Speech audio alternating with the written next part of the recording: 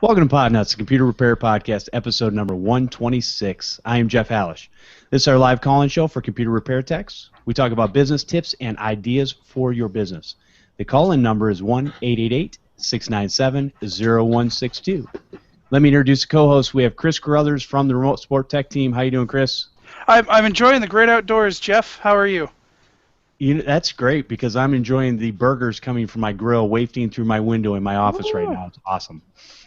Oh, yeah. I love springtime. Burger and steak season, finally.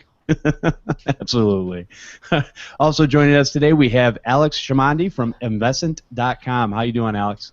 I'm doing great, Jeff. How are you today? Good. It's nice to have a picture of you. So, well, last week we had a picture of you. It's nice to have video of you actually moving around. Happy to be here in person, so to speak. Awesome. And also, we have joining us from the other side of the world, Andy Clay from AdminAdminPodcast. How you doing, Andy? Hey, not bad, yeah. It's getting late on here. What time is it there? It's 9 p.m. here. It's about 10 after 4. Okay, that's not too bad. Yeah, I haven't had a bad day. Not been too bad, but I've been under the car most of the day. Oh. I've been, nothing too bad. Just been dropping the oil and doing the filters and all of that lot. So, a little bit of maintenance. Gotcha. So I'm covered in oil. But otherwise, we're fine. Covered in oil, and I'm going to fix a computer. All right, cool. Sounds like the start of a new reality TV show. Wouldn't that be awesome? Hey, that's an idea. So anyways, good to have you all here, and glad you could join us today. And basically, let's tell you what, Chris, what kind of things you've been working on in your shop this week? So this week, we had to order in a custom motherboard from China, which was kind of odd, that entire process. But for the most part, we're just hammering out the rest of the details of the new office. We have a cleaning person coming in now to clean the office once a week, which is probably a good thing considering, technicians and cleanliness. What are you trying to say? I'm not trying to say anything, Jeff. Nothing at all. Other than that, it's just moving forward. It's been a steady week, but it's been pretty consistent with issues, mostly virus removals all week again. And Coca-Cola actually stopped by the office and pitched putting in a cooler. So that's something that we're gonna consider, since I drink a lot of Coke. Very cool. Yeah. Sounds good. Sounds exciting times. Not really. Well, it's always something new, and that's nice. That's true. Alex, what types of things have you been dealing with in your shop?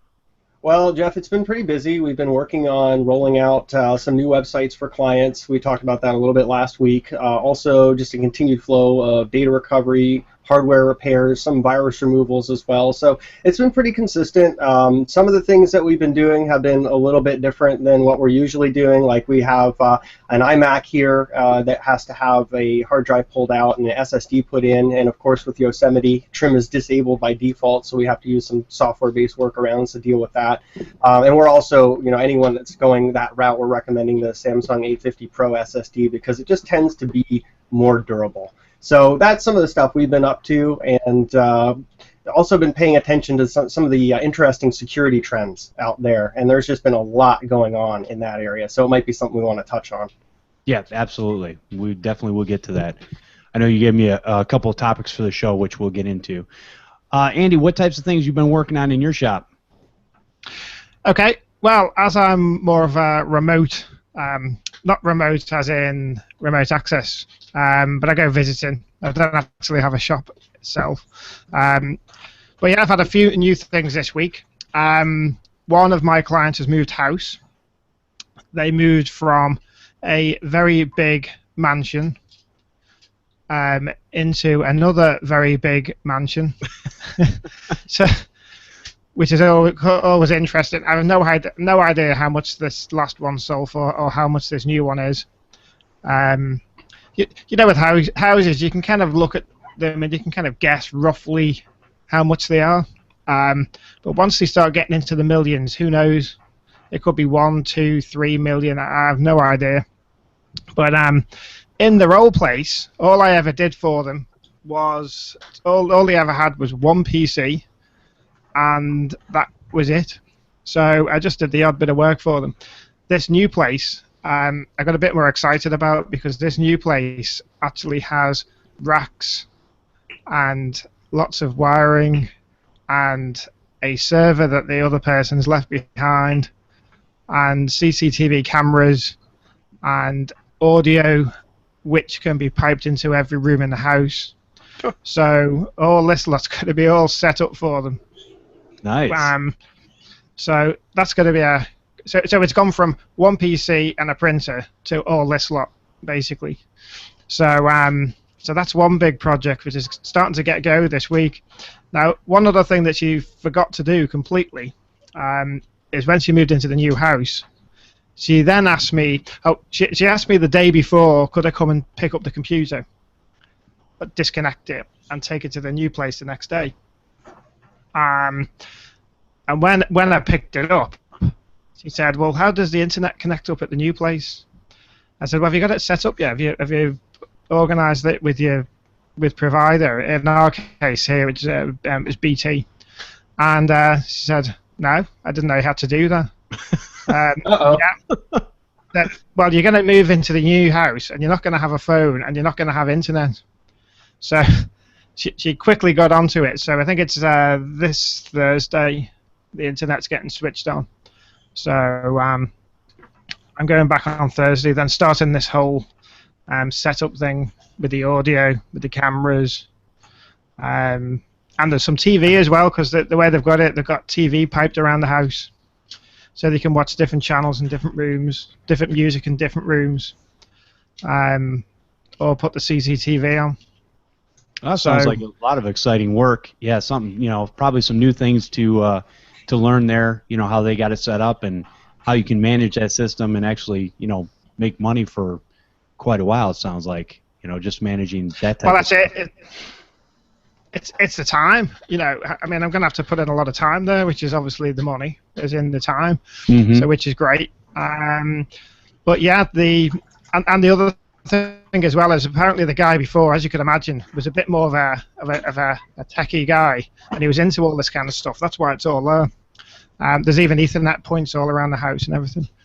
And but unfortunately, or fortunately, the way you look at it, he's took a lot of the equipment with him. So there's lots of bits where there's bits missing. This is missing here, that's missing there. So I've got to figure out, right, what was there, and what do we need to put back in. Yeah. Do they have any contact with the previous owner? I could possibly get in contact with him if we needed to. If we had any questions, what went here, what went there. I've got a feeling there's a few switches missing. There's a rack which is just a patch panel which is left behind, which is all still cabled up, but those cables go nowhere. So there must be a switch missing somewhere. Plus, I don't know how the audio system works yet. How you where the audio is stored? Is it stored on a hard drive? Is it played from an iPad? Is it played from a PC? I don't even know. I haven't looked at it yet.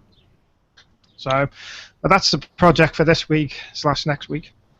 Wow. What's really nice about something like that is that if they can afford to live in a place like that, they'll be able to afford your rates to deal with it all. So it's nice. It's a nice cushy job there, but it's probably going to be pretty labor intensive. So I'm glad you have it, and not me. Right. Oh, good stuff. Well, it's stuff I've been working on this week. Basically, I told you guys last week about the digitizer I was replacing off that HP Split X2 laptop, and I got the LCD screen in that I broke, and basically replaced everything. It powers up, everything's fine. Now I just need to I got the digitizer the other day, and not realizing that, you would think digitizer is going to come with, the double-sided tape to be able to put on there. No, absolutely not. It's just the screen. And so I basically had to get on Amazon, and I ordered some 3M double-sided sticky tape, which was recommended for a lot of these types of fixes.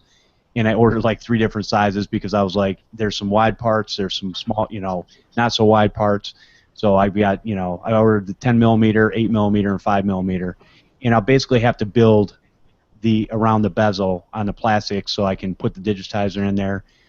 And I'm guessing, because to be honest with you, I've never done this before to where it's worked correctly, but once I get everything in there, my understanding, if you set something on it like a flat book or something like that that's got a little weight to it, it'll kind of let everything kind of settle and stick really good, and then you can use it after that point. So I'm going to play around with those couple of those things, and hopefully I can get that thing put back together.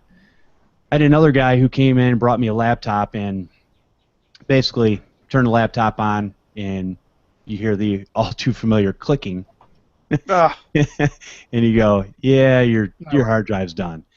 So basically, he wanted to move to an SSD, so we're putting a 500 gigabyte. Same thing as Alex was talking about, a Samsung SSD, the 850 Pro, and I ordered one of those. And also, he had a missing key on his keyboard, so I ordered the key replacement for that. And he wanted to put some more RAM in, so we doubled his RAM. I got another 4 gig stick, so he'll have 8 gigs, and it's got a nice Core i7 or Core i5 processor in it. So once we get the SSD and put everything back together, Windows back on there, he was running Windows 7 on it.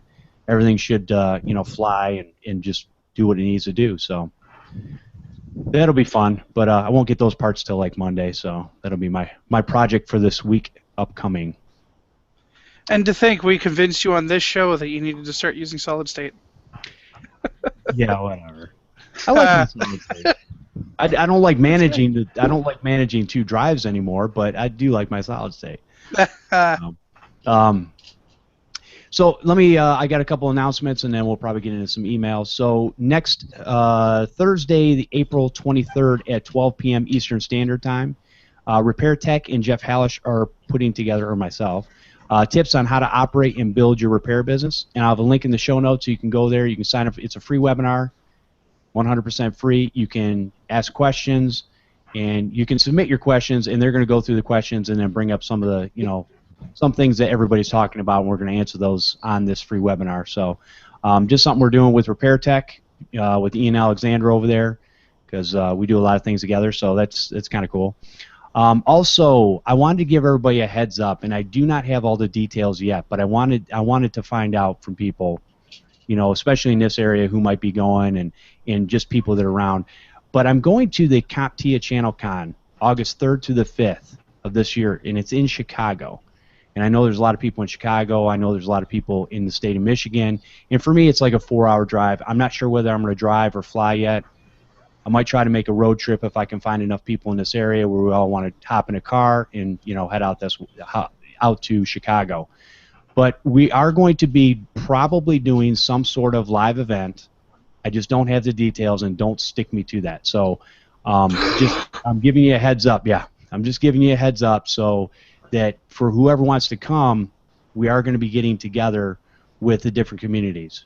And it'll be probably Podnutz, Tech Nibble, Mike Smith Show, Carrie Holzman, Tech Vets, Lisa Hendrickson, all these different people are probably going to be there, and so we're going to pull something together. I just want to let everybody give them a heads up, because I know it's only April, but the next few months will just fly by, and the next thing we'll know, we'll be looking at the end of summer in August, and we'll be going, hey, what are we doing? So I wanted to get a jump on that.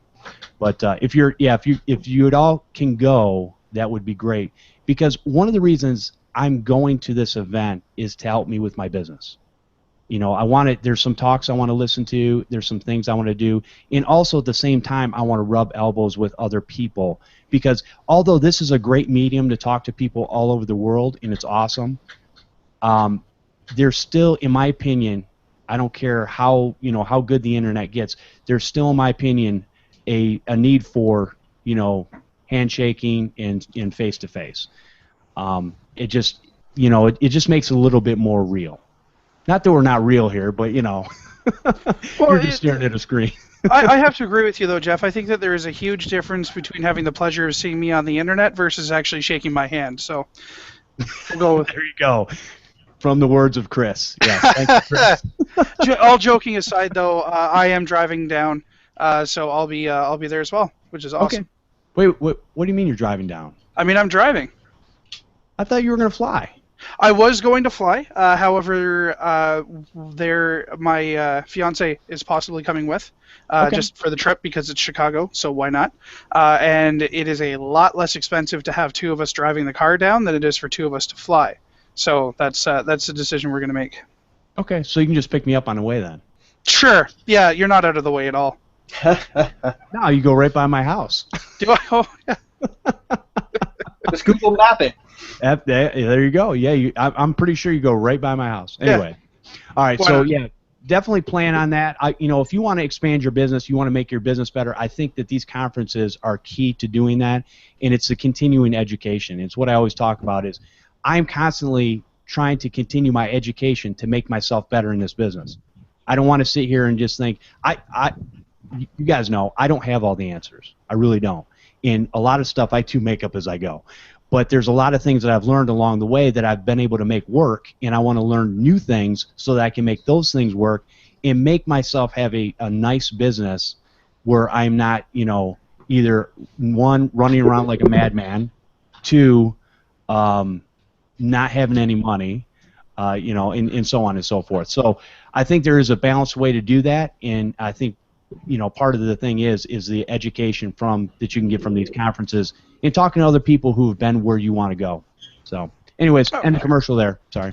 And I think you touched on a pretty important point in that you should never be satiated with the knowledge you have. You should always maintain an appetite for more knowledge, and not just in this business, but in life in general. But since we're talking about it, it's really applicable to technology.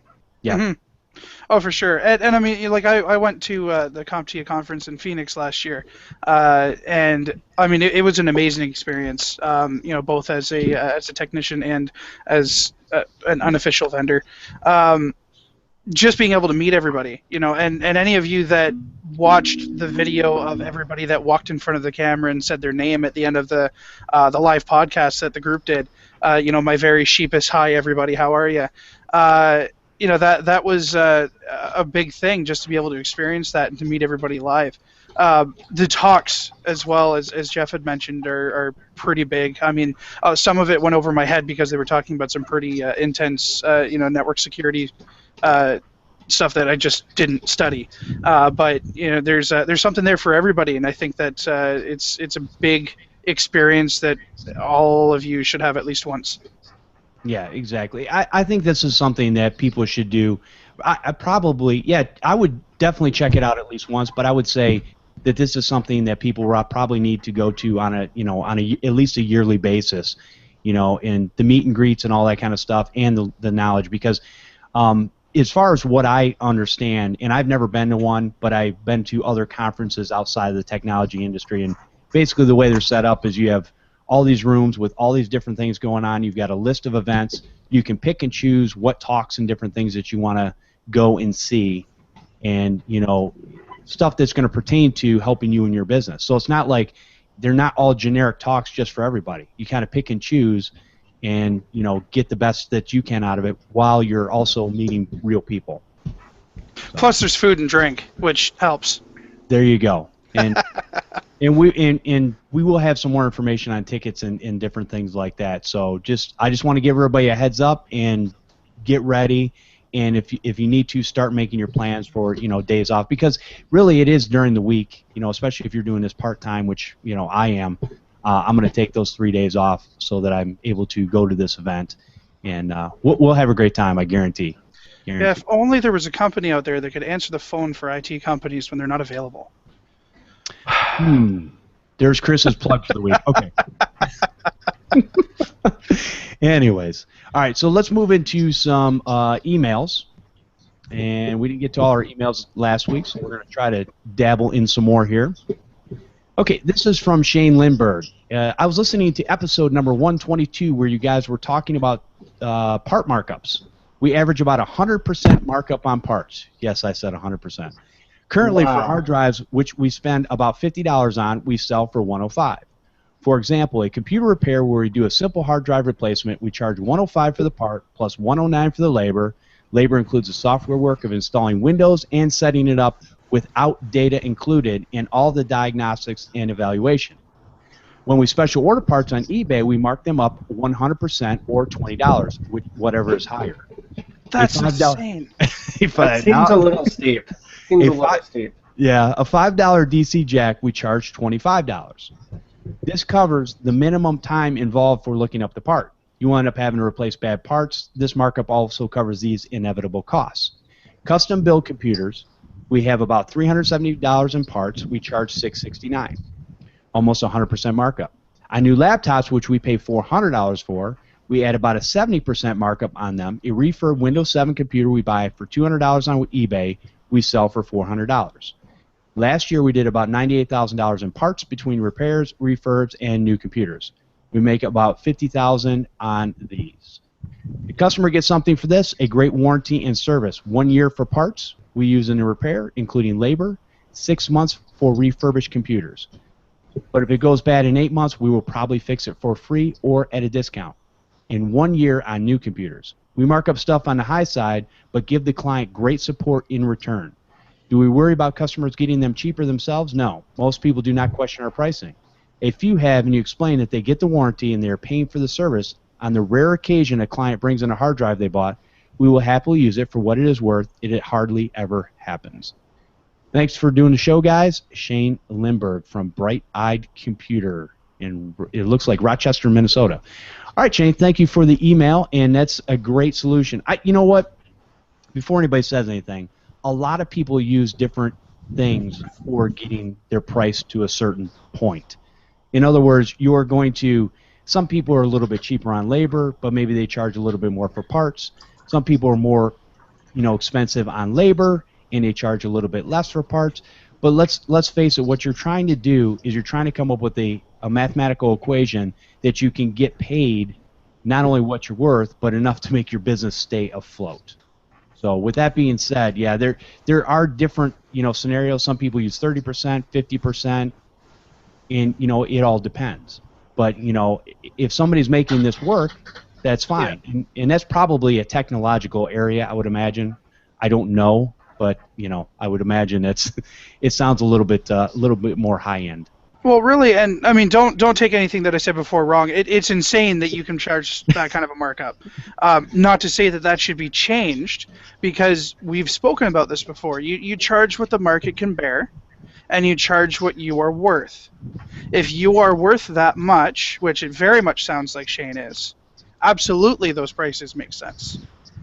A lot of places can't get away with 100% markup on parts, plus charging the $109 labor, plus charging for a data transfer, because if you caught that, he said it doesn't include the data. Right. So if the customer wants their hard drive cloned and then put back on the other one, that's probably an extra, I'm going to guess, $100 to $150 based off of that pricing.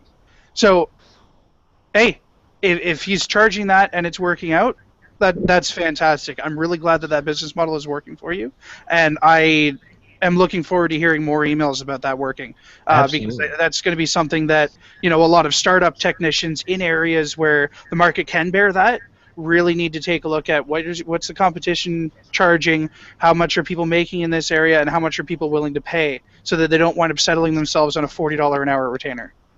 Right. Good point. Alex, I know you got something to say. I was just going to say that it does seem a little bit on the higher end, where you may be able to make that profit margin on the service charge instead of the part charge, save the customer a little bit of tax on any kind of sales tax, and shift around your profits a little bit. But like Chris said, if it works for that business model, that's all well and good. I just don't know that that's going to work for other people in their situations, in their areas. And also, I have seen more customers who are avid Amazon shoppers and will, just for the sake of comparison, look at those parts online and see what they're being charged versus what we might charge in store. Now, it's 1 out of 20 or 1 out of 30 people that actually might do that, but it does happen, and they might ruffle a couple of feathers if they found out they're paying 100% or greater. Right. Yeah, good point. Now, I would imagine that a lot of these parts he's probably doing a distributorship. I wouldn't imagine that he's buying off Amazon, because I don't buy hard drives for $50 anymore, because I just can't. They're just, to me, the $50 hard drives, unless he's getting a good deal on Western Digital Black Caviar hard drives, they're inferior to me. The cheaper ones I used to buy for around $50. So I actually spend a little bit more in that area. But on that note, for a $70 hard drive, I'll charge $100, I'll mark it up $30. You know, That's fair. Yeah, and look that at the works for volume me. that he said he was doing too, though, because he said he was doing about $90,000 a year in parts. And if you're buying that much hardware, you're gonna get a deal with the That's what distributor, I'm thinking. and you're sure not gonna be buying them off of Amazon or eBay if you're doing No. $90,000 a year worth of parts. I don't think so. Andy, what do you got to say? Yeah, well, there's also the turnover of customers as well, isn't there? Because if you've got a shop that's really, really cheap and a kind of cheap end of town or whatever, then they may get more people coming in with more problems more often, but they charge less. And no doubt he could be having less people coming in. So overall, it would kind of even out. You know, it's a bit like how many people... if you had a shop selling grand pianos or something, how many people buy grand pianos every week? Right. You know, but if you had a shop selling Cadbury's chocolate bars, there's people in all the time, you know, but the profit margin and the amount they make all depends on the amount of customers you have. That's So, a good point. Yeah, so if he's having a very high level of service to a high level of client, then he's getting paid for what he does. But you could, no doubt he couldn't have, 20 people a day coming in asking, with the same kind of prices. It's more likely to be on the less amount of clients. Whereas a cheaper shop and a cheaper end of town, which have to charge a cheaper rate because they'd never survive, they'd have more people coming in. So ultimately, end of the day, it would probably even out. Yeah. Yeah, as long as the level of service stays up, right? You have Yeah, a high level of service in a shop that charges that kind of pricing, you're going to get great word of mouth advertising, you're going to get great reviews online, and you're going to wind up having those customers who can afford to pay your rates coming in more often. And it's those customers that are going to continue to be repeat customers. So yeah, I'm all for it. Well, and I think, like Andy was saying, I mean, if you think about it, if you have less customers coming in because you're charging more, you actually have more time to take care of those customers when they do have problems, and so they're not kicked to the wayside. Where when you're a more inexpensive shop and you got 20 people knocking down your door in a day, you're kind of like going, yeah, I'll get to you all in a couple weeks. It's not happening today, So yeah, there's a lot to be said for that. And again, it's just different ways of doing business. But I'm glad to see that somebody was brave enough to put out what kind of pricing that they do. Even though it's probably outside the norm of what we think of here, but it actually, to be honest with you, gave me some ideas. So I'm glad for that. Yeah, learn something new every day. Exactly. So appreciate the email. All right, so let's move on to the next one. This is from Pavlov. It says, "Hi Jeff, this is your devoted listener Pavlov. I would like to ask a few questions. I have a folder which I'm unable to delete. The folder originally was compressed in a TGZ format. I unzipped it, and now it won't allow me to delete it. I did research and found that to avoid the problem of not being able to delete stuff after unzipping, one should create a folder to which to unzip prior to the operation. I did, and still unable to delete it. I tried to work with different command lines, renaming, changing directory, etc., and still I am unable to delete it. It says folder is not found. I also used Unlocker, and it said that it's unable to delete. However, it can attempt to perform the operation in safe boot on next restart. I did it and lost the network driver. I don't know if those are related, but I literally tried everything to no avail. As I've mentioned before, it's not difficult to delete the folder using command line, but in this case, I've got no idea what else I can do. I'm sure many techs out there have had the problem at some point. Possibly someone can share how they got rid of this. Much appreciated. And this is the first part of his email. So anytime I've ever had a file folder that won't delete, usually renaming it or doing it, in safe mode usually gets rid of the file. I don't know why that happens, and maybe somebody else on here can enlighten us. Anyone? Chirp, chirp. So It probably... sometimes... Oh, go ahead. Oh, no, sorry, go ahead.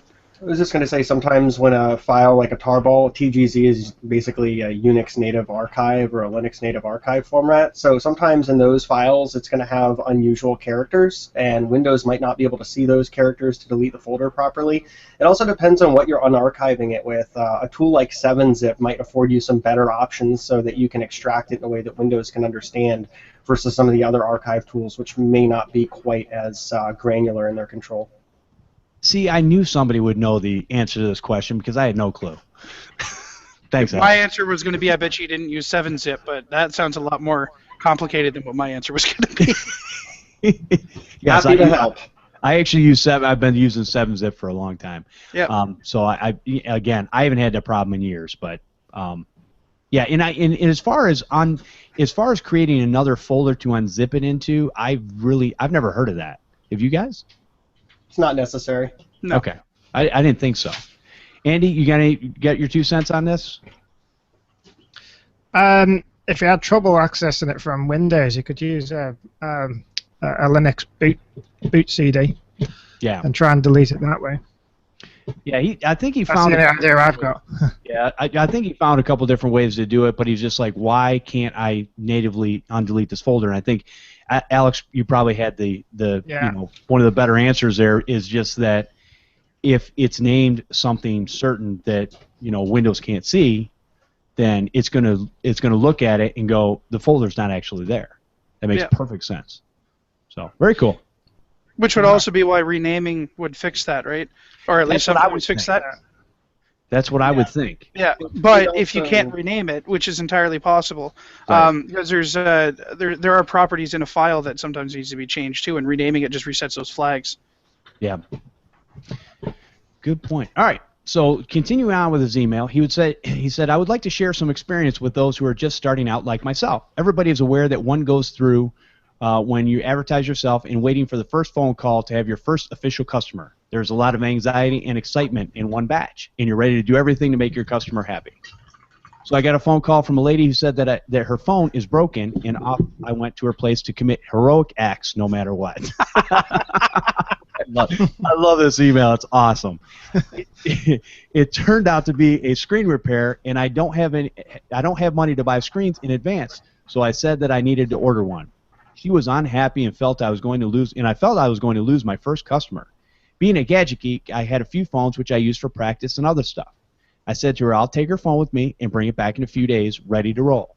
Obviously, she was apprehensive about it, but I said I used up all my stock even though I didn't have any, and I'm just starting my business. Instead, I offered her a Samsung S4 as a replacement for the duration of her phone being fixed. You know what? She agreed. She had a LG G3 for me to fix, and I popped out her SIM, copied all the contacts to the Samsung, and left. In a few days, I brought her LG back repaired. Switched back SIM and got money, leaving customer happy. I think it was a good idea. Of course, it would not be feasible for those who have a shop and a lot of customers, but for newcomers like me, it may work. Now, I'm thinking of doing the same with laptops. Of course, I'm not going to offer laptop replacement to everybody, but I feel that if I'm going to lose a customer, I will be offering a laptop replacement for the duration of the repair. They will say, there's a guy who offers a replacement while your machine is being repaired. So what do you think? I'm glad I came across the podcast, and now please consider me devoted to the Podnutz community. Thanks for all the encouragement you all gave me. Kind regards, Pavlov. Well, appreciate the email. Great stories there. And, I've thought about this in the past of doing laptop replacements as far as giving them or laptop loaners. And I just came to the point where I was like, in today's day and age, here in a lot of areas, people are going to have more than one computer. So I started seeing that there really wasn't a whole big need for it, but I can see in certain use case scenarios where somebody has only one computer and maybe all their tax documents and everything are on there, and it's 2 days before tax season and they need to do their taxes, but they have no way to do it. That might be a feasible option to help that person out. Yeah, that's actually, and it's really funny that this happened because I was having this conversation 3 weeks ago, and we're waiting to see how this whole Raspberry Pi Windows 10 thing happens.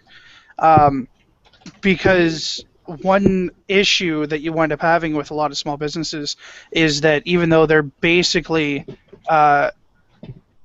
dependent on browsers. They're dependent on webmail. They're dependent on tools that are accessed through Internet Explorer, Chrome, or whatever they're using.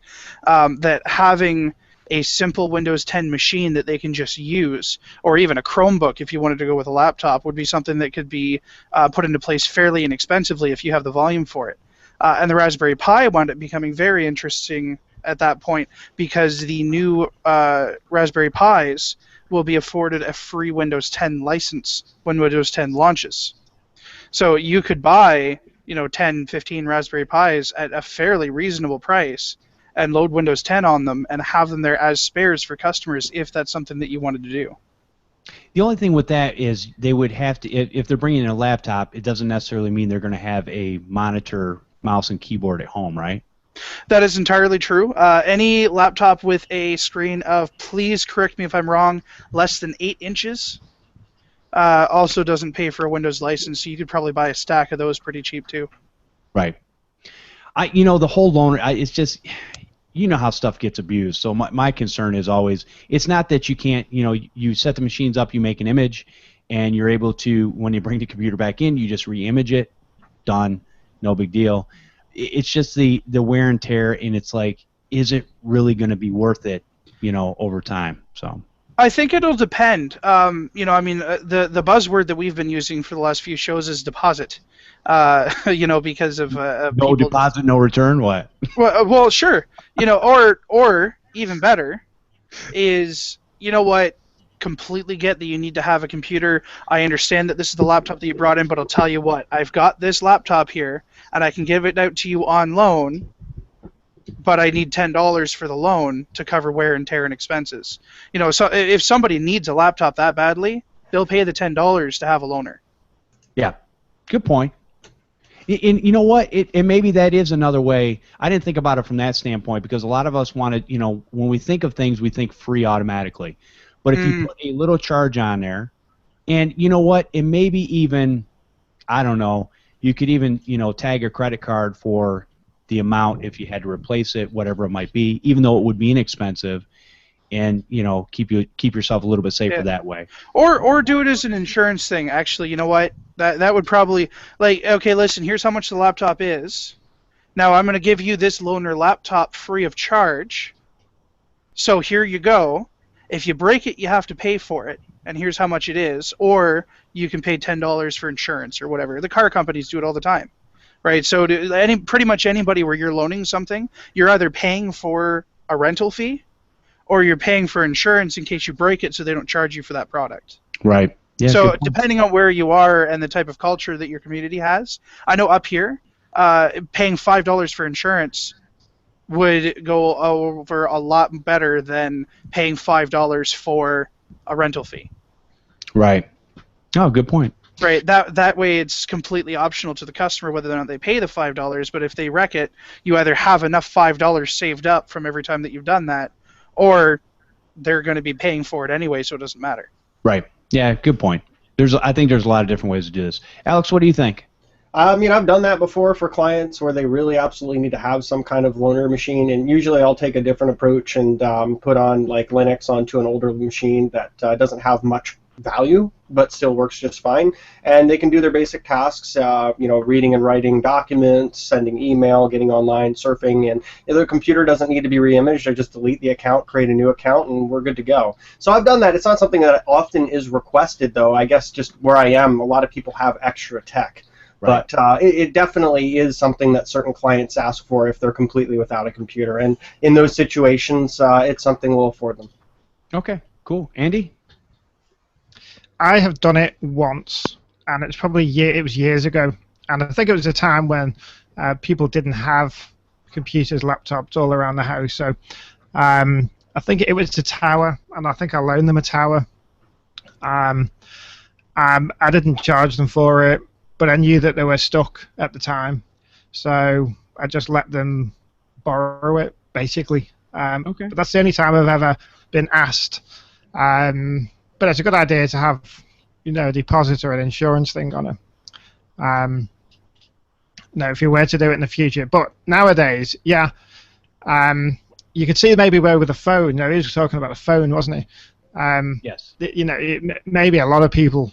I mean, I've only got one phone, so if that phone went down, then a loaner phone might be an idea. But most people and most of my clients have got more than one computer, laptop, or whatever. And if I do have to take it away, there's never as much of a rush as there used to be, because they can go on even now they can go on the tablet if they need to look something up or check their email. So they can even go on the smart TV to look on the internet if they need to. Yeah. So running out of devices, like there are fridges with built-in browsers now. So yeah, there's no shortage on technology. I don't know. I don't try to sound like I'm being this money grubber. You know what I mean? But we're all running a business, and at the end of the day, you have to offset your risk. And if you're going to give out loans for something like that, then you have to offset that. Now, at the same time, when it comes to cell phones, though, and I don't know what it's like in other countries, but I know here both Rogers and Bell, the two main cellular phone providers, have loaner phones when people break their phones, either when they're waiting for a replacement or they're having it repaired. So if I were in that kind of a situation and someone told me, like, listen, this is the only phone that I have and it's crucial that I have a phone, I would be sending them down to the Rogers store or to the Bell store to pick up a loaner phone from them while their phone's in repair. So, calling your cell phone provider might actually wind up surprising you. Right. Well, and it's one of those things where that's why a lot of times I don't do phones, because I'm not going to because I'm a small one-person shop, I'm not going to keep a bunch of screens on hand to replace. So, but maybe this is a way for certain people to get into that market, is by providing, hey, now I know it'd be a little more difficult in the U.S. I think you could take a T-Mobile or a AT&T phone that was, off contract and, unlocked, and use it on either AT&T or T-Mobile, so you could have one phone for that. And I think Verizon and Sprint, they actually have to be specific to either one because they don't use SIM cards. Oh, they're non-GSM? Verizon is using SIM cards for their 4G network. Are they? Okay. When you have some of their newer phones, you can swap cards. Okay. And reactivate the phone. So that might be an option, to be able to do that for somebody. But again, there's some cost in there. It sounds like Pav had some, phones laying around that he was able to make this situation work. But you know what? I'd say good job, because you got the job done and the customer's happy, and great story. And that's what we want at the end of the day, is happy customers. Yep. Yeah. What were you going to say, Alex? It brings up some good ideas if people are looking into getting into the market, especially and I think that's an important distinction to make, is this is phones. We're not talking about computers as much, but more phones. And with emphasis there, people are much more connected to their phone than they are their computer, because this is really their portable computer that they take everywhere, that they use for calls, that they use for texting and emails. And so I can see that being important. If you're a store that's offering some kind of phone repair, if you can't do it same day, you're going to need to have some kind of option, especially if your local carrier does not. Does that make sense? It's a good idea. Yeah, it really is. Okay, so let's see. Let's go on. I think we got one more email, and then we have a voicemail. So let's go ahead and do that. This is from Dave Mason. It says, hi, Jeff. Following on from show 124, I asked Chris a question about how he can charge for quotes. I think I got the term quote wrong. I meant if a customer comes in off the street and asks for a gaming PC quote and has 700 pounds, for example, I thought he meant he charges for going to quote them for a system quote. I always charge for diagnostics if any computer comes in, from a key not working on a keyboard to a screen hanging off. It's always 20 pounds no matter what we do, and we do to tell them what's wrong. It's then up to them to go ahead. Otherwise, it's 20 pounds no matter what. Keep up the good work, guys. Thank you, Dave. So I think you were saying, though, Chris, that you actually do charge for that quote, and it's $40. And if they decide not to have the computer built, you keep the $40, correct? Yeah. Okay. Yeah, but look, it's no different than doing a diagnostic in my mind, and my clients haven't had a problem with it. Where if I'm going to put, because I'm not doing some, cut and paste computer here. There are computers that you can buy for that. Go somewhere else. If you want me to custom build you a computer, you're going through an interview process. We're figuring out everything that you want to do with this system. Down to the point where, do you like the look of this motherboard better than the look of this motherboard because your case has a glass side on it so you can see inside? right? Like we're not messing around with this. So if I'm going to put that many hours into putting together a custom quote for somebody, $40 doesn't cover my time. But Right. it's an incentive for the customer to be serious about what they're doing. Sure. And that's all it is.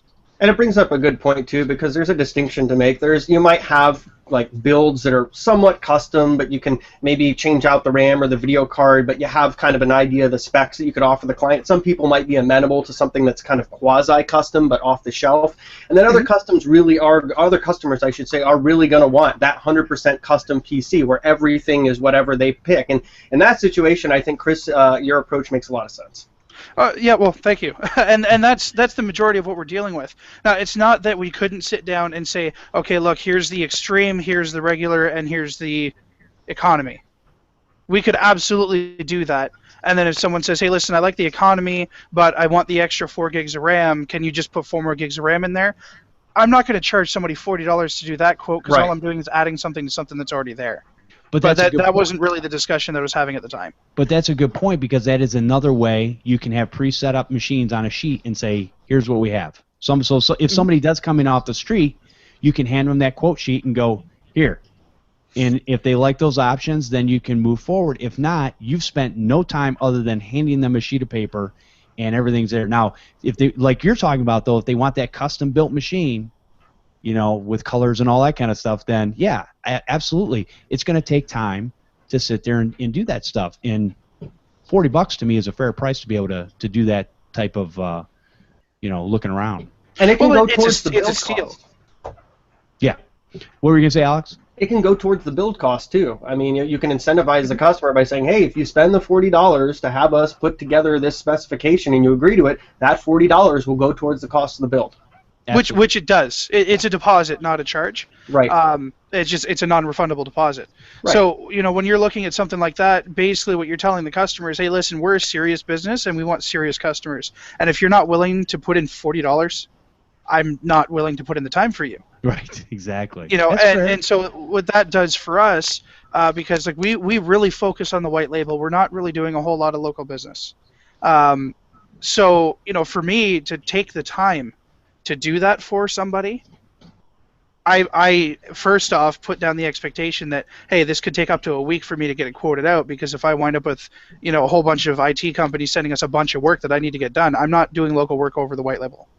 Right. But I'm also not going to waste any of my time on somebody that's not going to consider the quote just because it's over an amount that they thought that it was going to be. Right. Yeah, good point. Now, what about you, Andy? Do you do any custom builds? Very, very occasionally. Most of the time when someone wants a computer built, it's generally a standard one. Okay. So, all right. Economy-ish. Well, middle of the range, I suppose. For, I don't know what it is in dollars, but £400 or £500. Sort of tower. So, I guess that's about $600-700. About that. Yep. Very cool. Yeah, but there's nothing really that major. I mean, we did a big build a couple of years ago, which was very, very custom. And thinking about it now, I should have done something like you do, with charging for a bit extra time for getting the quote together, because I remember doing that one. That took ages to kind of get sorted out and get prices for. Because the guy was, he wanted a really good PC building. So I got in touch with my supplier and I said, right, what can we do for this guy? So we give him a really good, we're talking about 5 years ago now. I can't remember exactly what the spec was, but and when I go back to the customer, he said, "Oh, that's great." He said, "Can you make it better anyway?" I said, "Well, yeah, you can make it better. How much money do you want to spend on it? Because that's basically what it means." We got I don't know what your record is, or any of you guys there, what your record for a tower build is in terms of cost, but this thing cost £3,000 for the tower. Well, I will tell you, the last computer I built for an actual customer, and I think it was last year. It might have been last year. It was $2,000, and that was without a video card. That was in this thing was used for stock exchange. Wow. That's all it was used for. Hook up three. He had the monitors. He had the video card. We were moving from another system.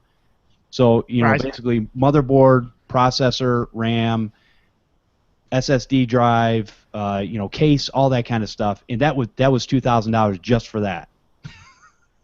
And he just wanted it so that his mouse wouldn't lag when he was buying and selling stocks. Yep. I would be willing to bet though that extra little boost of performance wound up doing a lot for stock exchanges though. So I wouldn't downplay that money at all. Yeah, it makes sense. But here's the irritating part. So he was on a Core i7-920, which is it's first gen i7 processor, with 12 gigs of RAM. He had just bought a high-end AMD video card, Radeon something or other, and this thing was still mouse lagging. So what ends up happening with a lot of the software out there is it works fine until you custom code it for what you're doing specifically. And who knows whether people are good at coding or not. Maybe there's not so great code that's not very efficient, and basically that's what was lagging the system. So when you go to move the mouse, it was lagging. It was like that lagging across the screen, and he's like, if I need to click on something, I can't right away. A lot of the trading platforms are really inefficient with the way that the code is executed when you're automating trades. Okay. A lot of the code is already running on top of something like Java, which in of itself is inefficient, Right. and then it has an interpreter built into that. And so you're scripting, and if you have complex algorithms you're scripting, like on this condition and that condition and the other condition, then execute the trade, that's going to take up a lot of CPU time. Yep. So we moved him to a third gen Core i7, six core processor. He was fine. Yep. Got those extra threads, and that makes a big difference too. Exactly. Oh, for sure. Especially if you're doing day trading and penny stock, you can wind up having a lot of problems if you can't click on that button within that couple of milliseconds that you need to. Right. For anybody that was wondering and hasn't looked it up, by the way, 3,000 pounds is about $4,500 US and $5,500 Canadian. Ooh, nice. So that kind of blows me out of the water because taxes in the most expensive tower that I've built was just under $3,000. Andy, you are the winner. Well, I didn't get to participate in this contest. The winner. Well, fine. What did you build, Alex? Pretty high-end 3D workstation for rendering, animation, and because it was using Blender, it required an immense processor, an immense video card, and a good chunk of RAM. Basically, the gentleman that wanted it built wanted something where he could render his entire animations in less than a day, and the previous machine would take close to a week. So he poured in close to $5,000 into this machine, and it accomplished the goal and then some. And also, he was coming from Windows and going to Linux, and with Blender, because it's open source and it really runs better on Linux, he was also afforded some greater efficiency there. So it was an intense build. It was a large tower, lots of fans. I did not opt for liquid cooling because I find that in some situations it can fail unexpectedly and be really inconvenient to replace. So everything was all fan-based. SSD for the operating system, 32 gigs of RAM, one of those really high-end NVIDIA 3D cards that are used for graphics professionals, a Quadro series, Right. and a Xeon processor. So that thing, and that was a couple of years ago, and so that was a lot in part costs. We didn't charge a whole lot in labor, just enough to make it worthwhile, and mostly part costs. Okay. Wow. Well, you guys are both up there then. My guys were Call of Duty. That's all mine was for. The most important 3D rendering. There you go. Call of Duty. That's You it. don't even need that much of a gaming machine to play Call of Duty. Yeah, that's great. But people I think it was. People will throw money at video games if they think it will give them an edge. That's where the $100 mouse comes from, and the $500 ultra low latency screen, and all the other things that people invest in and think it'll sure. give an edge. Oh, hey, I'm not gonna lie. I have a Razer wireless mouse, and it's the only brand that I'll use, and that's because I am a gamer. And the people that I'm building computers for are generally playing World of Warcraft or StarCraft. So there's this huge want for them to have very high video settings and very low latency and very high frame rate because they don't want to miss anything. And when you're getting into StarCraft, there are $7, $8, $9, $10,000 machines being built for these StarCraft gamers. Now, mind you, these are usually the people going to the tournaments that have enough money to hire a hand massage person to follow them to massage their hands between rounds. But it's still something that people put a lot of money into because you're either very passionate about what you're doing or you're very passionate about the amount of money that you can get doing it. Oh yeah, I wasn't trying to downplay the importance of it. I'm just saying there's a lot of products that are definitely meant to extract maximum value from people seeking an edge in gaming. Mm. Yeah, and most of the time it still doesn't help them. But anyways. Hey, no low blows on this show, Jeff. So, I'm just being honest.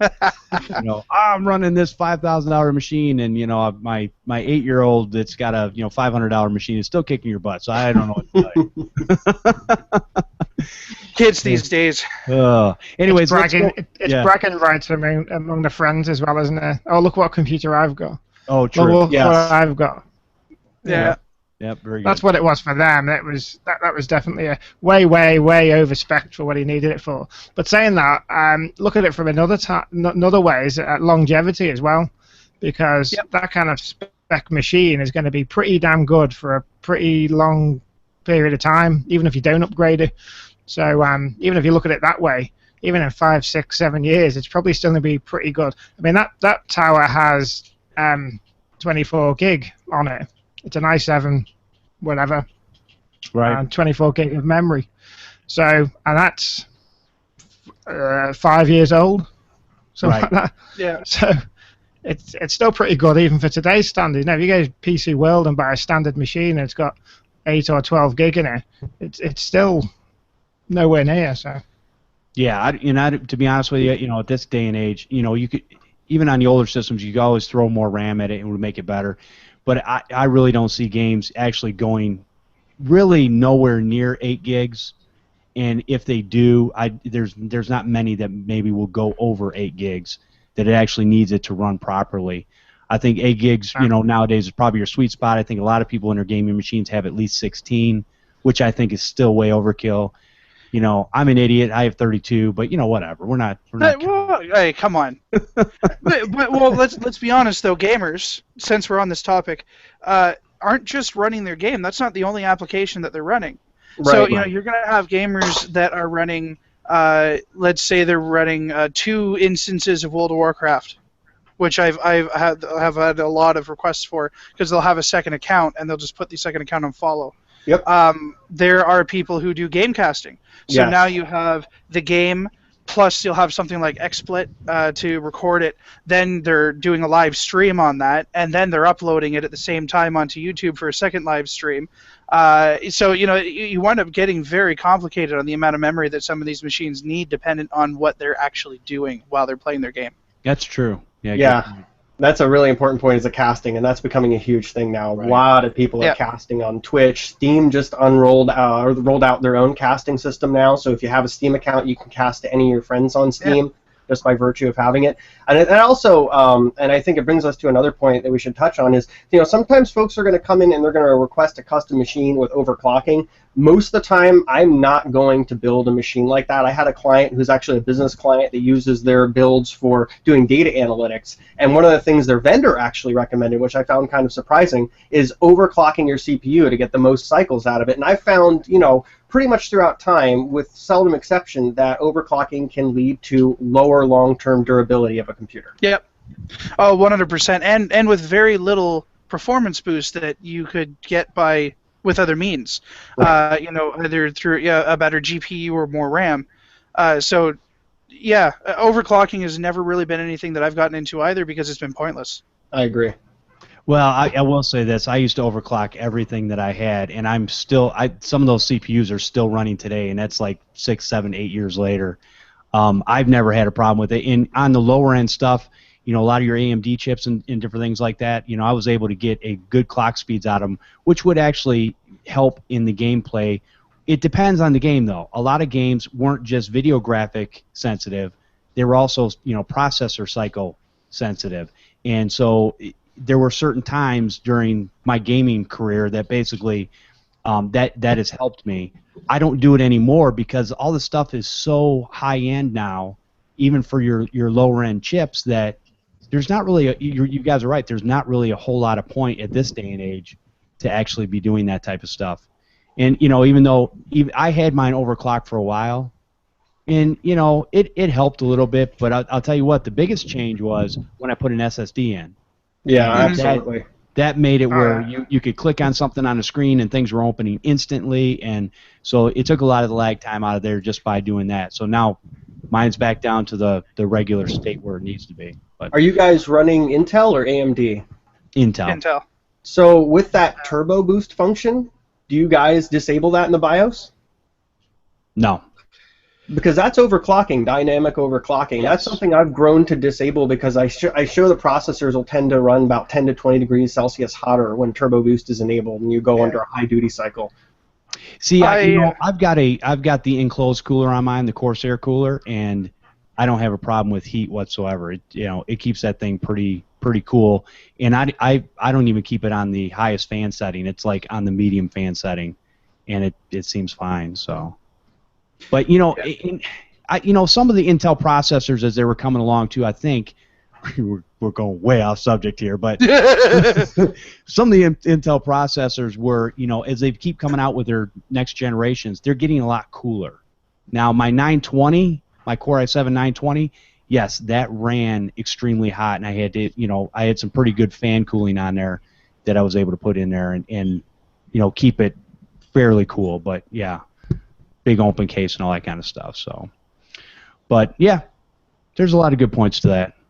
Let me play a voicemail, and then I want to get into our subject for the day. It looks like we might have lost Chris. Oh no! Oh no, he's still here. Okay, he's just yeah. He's dealing with something. Okay, that's fine. I'm gonna play his voicemail while you're dealing with something. Here we go. Hopefully this works.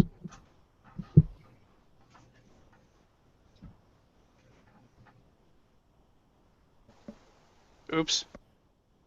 Oh, you got to be kidding me. So. Can someone transcribe it? And let's see if this works. Hey, this is Rob Berger calling from Soho Tech for Jeff Halash on the Podnutz show, the daily as well as the Sunday weekly. I'm in the middle of listening to your most recent podcast with Paco, and you're talking about how great the network is. And I just wanted to affirm and join in with what Paco was talking about. Since I joined TechNibble and started listening to the Podnutz network, I definitely want to give kudos and thanks to everybody. Since then, I have quadrupled my income, and I definitely think that those two resources are a big part of that. So I wanted to extend and voice up with Paco for what he's talking about how great the tools are and the resources and the people and the processes and all of that, and give a big thank you to everybody. Otherwise, I will keep on listening and be on future podcasts. Thanks so much. Bye-bye. Thank you, Rob. Appreciate the voicemail. I'd like to echo what Rob said. I think you guys do an amazing thing here. Just recently getting into this being a guest, but I've been a listener for well over a year, and I've thoroughly enjoyed just about every podcast on this network, and I think it really does help a lot of people. Yes, I agree. That's the biggest reason that I took on the task of doing these shows was that I knew that this would help people because I know it's helped me for many, many years, and I really enjoyed it. And I really learned a lot of the things that I do in my business now today from these podcasts. And I hope that we can give back and help other people with their ideas. So very cool. All right.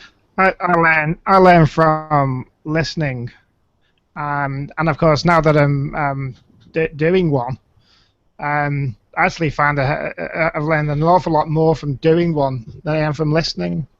From the people that we know, and then because you're listening to a podcast in the car or wherever you are, you can't ask back, can you? You think, oh, I wish I could ask that right now. When you're doing a podcast yourself, like you, Jeff, you could say, hang on, what do you mean by that? How can you which one is this? You can interact straight away and get some more info they wouldn't have ordinarily got. So So Right. yeah, but podcasting is great, especially for this kind of community, and anyone kind of doing computer repairs that really should be listening to a selection of podcasts, because there's quite a few different ones out there, isn't there? So Oh yeah. different topics, different types, different genres, all sorts of stuff. So some of them may not be for you. You may not have a relevance for some of them, or may not have an interest in some of them. But there's always going to be one that's going to be relevant for what business you're doing, even if you're doing other business, or other hobbies that you have. I listen to plenty of podcasts that have got nothing to do with computers, just because they're hobbies and things like that. Exactly. So, and you learn from that as well. It's all about learning. Yep. Exactly. And that's why we wanted to do a live show too, so that people have the opportunity to call in and ask those questions. Right? Like, you don't have to host a podcast anymore to be able to ask live. Yeah, and I think Excellent, yeah. I think there's and a lot of people, we've learned this from some of the things that have happened on the show, but there was a danger in opening that up. But I will tell you, and we'll reiterate this: we are more than happy for technicians or computer repair shop owners to call in at any time, and just let us know, what we can help you with, or maybe if you've got a question about something, or even to add to the conversation. Hey, here's what I do in my business, and that's really what it's about, sharing in the community, helping everybody out. So. Oh, absolutely. There are, and I know this for a fact, there are people listening to this podcast who know more about computer repair and the computer repair business than I do. Now, don't be shocked absolutely. too much, and those people aren't calling in either, probably because they're not listening to it live. But it would be great to have someone call in and say, "No, Chris, you're wrong, and here's why." and the day that, I will have a smile on my face. So let's make that happen. All right. Okay, so we are getting a little long in time here. Let's go ahead and deal with our subject for the day, which only 2 of us know about and the other 2 don't. So here it is. Okay, computer repair shops and IT consultants, how do you work with sensitive information? And this was brought to us by our friend Alex, who's sitting on the panel today. And he said, right now there's a lot of talk about privacy, security.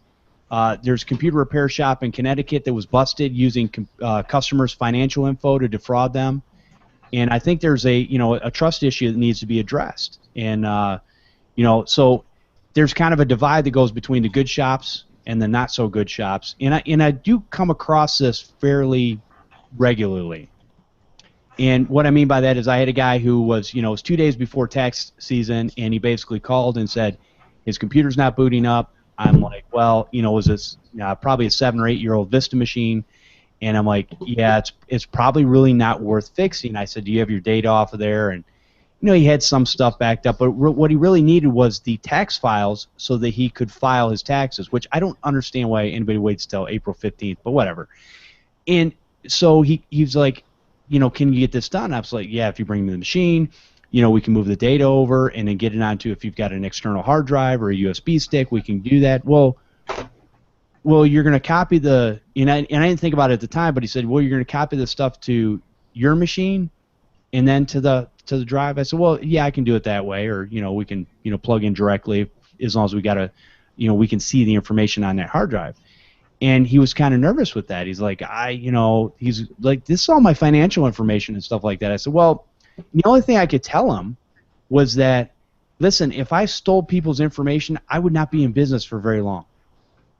But that didn't make him feel any better. So it's like, what do you do in this situation? I think one thing to consider in this situation to put a customer's mind at ease is to have a written agreement that clearly states there's binding confidentiality, that if something that the customer is delivering to you does not exist in the public or is not illegal criminal activity, that it's protected by that confidentiality agreement. And then further to that, also state very clearly in writing and verbally that any information that we back up or recover for you will be destroyed within a certain period of time after you leave, just to make sure that you have it when you get to your destination. And once we know, we'll securely destroy it. And you have that in writing. That can go to put someone's mind at ease. Now, the people that aren't put at ease by that, they might not ever be very happy anywhere. Right. Mm-hmm. And I think, or they have something illegal on there that they don't want you to see. Well, it's like, you know, in my documents do say that. So we've got all that in our contract. But when you're talking to somebody over the phone and they're just kind of trying to get their problem fixed, you're trying to set them at ease. But I think, Alex, you might be right. They might never be satisfied with that answer. Now, had I thought about, didn't really think about it, but I'm like, you know what? You can bring me the computer, bring me your external hard drive. We'll just plug it into my bench machine. We'll move your stuff over to that, you know, that drive, and you know, we'll call it a day. You know, but again, you're still. Here's the thing: people that are afraid of that, but are still leaving me with their computer at any given time, I still have the availability to get the stuff off of there and use it nefariously if I wanted to. Yep. But why would I want to?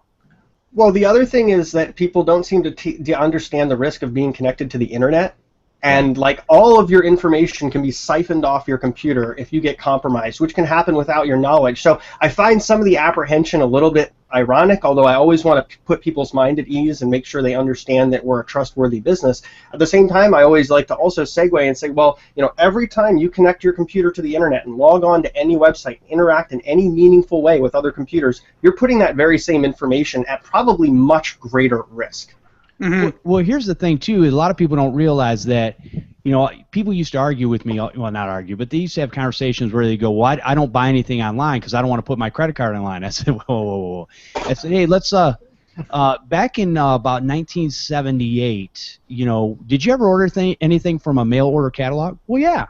So when you call the person up on the phone, how did you pay for it? Well, I gave them my credit card number. Well, where do you think that credit card number went into? Oh, a computer. Okay, so you've been doing this for years. You just never realize it. Or how about when you're at a restaurant and you hand an 18-year-old kid your credit card and he takes it to the back and he makes a double copy for himself. Right. I mean, this stuff happens all the time, and Yeah. it's like it's out there. So that's why there's always been the fraud protection against things like credit cards, and that has put people's mind at ease that whatever happens, they're not responsible for it anyways. So they're kind of like, whatever. On a credit card, but not on a debit card, and some people don't know the difference. Yeah, Yeah, well, and especially, I mean, we depends on the bank. definitely know the difference in Canada because Visa debit cards are new for us, and they don't work nearly in the same way that it does in the States. But I mean, there's only so much that you can do. Or like, so you know, our employees have criminal record checks done. They sign forms when they're hired with all of the, you know, thou shalt not, do not ever, all of that stuff is in there. Right? So, you know, I can turn to the customer and say, hey, listen, these people do not have any crimes that would show up on a on their police record check that makes me think that they would steal any of your information.